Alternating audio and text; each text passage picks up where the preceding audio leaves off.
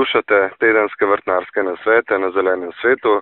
Danes bomo govorili o aprilskih ohladitvah in njihovih vplivih na vrtnine. Z nami je Miša Pušenjak, specialistka za zelenjadarstvo in okrasne rastline Kmetijskega gozdarskega zavoda Maribor. Miša, pozdravljeni. Pozdravljen. No, današnja tema pogovora so aprilske ohladitve in njihov vpliv na vrtnine. V vrtovih že opažamo fižol, krompir in celo paradižnik.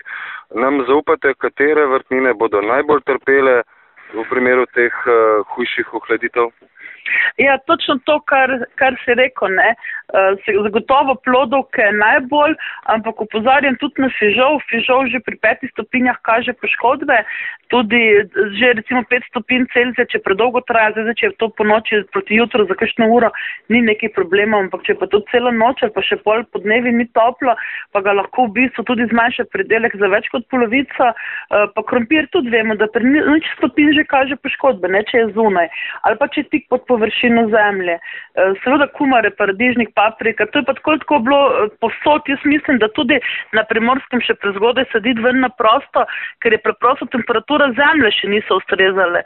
Temperature zemlje morajo biti nad 15 stopinj Celzija, da lahko posadimo te plodovke, da sploh lahko korenine sprejemajo hranila. Temperature zemlje še niso bile nad 15 stopinj Celzija, tudi na Primorskem ne, tako da tukaj pa tako je bilo to še prezgodaj sajeno, ne, razen vrstnjakov pa seveda lahko sajemo prej, sadimo. No, izvedeli smo, katere vrtnine bodo najbolj trpele. Kako pa jim lahko pomagamo? Bo mogoče dovolj samo prekrivanje z belo vrtno tkanino ali jih lahko še kako domače okrepimo? Ja, zdaj, če bi to bilo še pravočasno, recimo danes, ko je bila zemlja še dovolj ogreta, ampak to je zdaj ponedeljek, v tem tednu velikonočnem, ne, je bila zemlja še kar ogreta. Če takrat pokrijemo z slamo, recimo, ki je odlični izolator, s tem vse tudi koreninam prizanesemo pri ohladitvi zemlje. In zagotovo tudi agrokoprena. Ampak čudežev pa te stvari ne delajo, ne. Če bo za en mesec nizkih temperatur, potem seveda pri teh toploljubnih rastlinah čudeža ne bo, ne. Bo zagotovo tudi vplivalo na predelek ali pa bo treba kakšno rastlino, posebej plodovko, posaditi na novo. Zdaj, absolutno, poleg tega, da najprej prekrijemo topla tla, se pravi, da vse za nekaj časa, zato pa pravim, odvisno kako dolgo bo ta ohladitev trajala, ampak zagotovo en teden, koliko sem zdaj gledala tele na vremenske napovedi, potem se bodo tla, da bodo ostala vsaj nekje na 10 stopinjah, toliko kot so po večini Slovenije zdaj.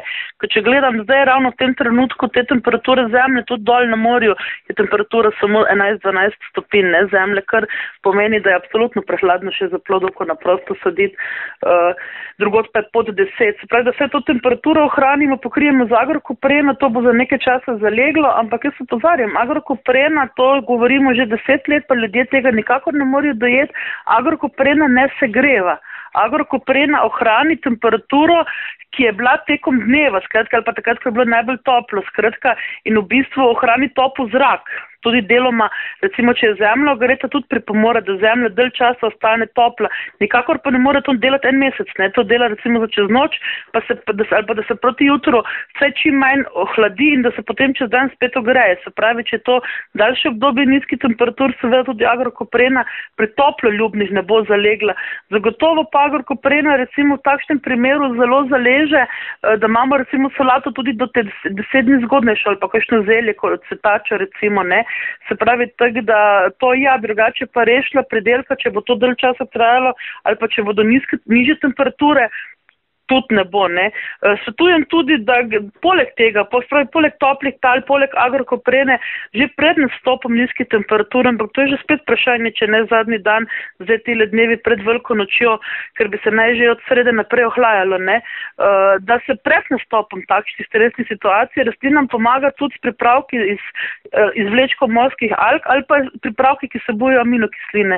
Takšnih pripravkov je na trgu kar dosti, zdaj za tiste, ki so malo bolj bolj vešči oziroma malo bolj bo nekaj kar zeliščevski, zato ker baldrijana namreč nima kar vsak tako pri hiši, ne, ali pa tudi ne raste čisto v vsakem vrtu, pripravki iz baldrijana in to je nadzemni delo baldrijana, čisto prosto baldrijanov čaj, lahko tudi rastlinam, recimo prav v takšnem primeru nizki temperatur pomaga, ampak spet to je za dan, dva, se pravi, recimo, če bi se za eno noč napovedala, nizka temperatura bi baldrijan sigurno pomagal, ne.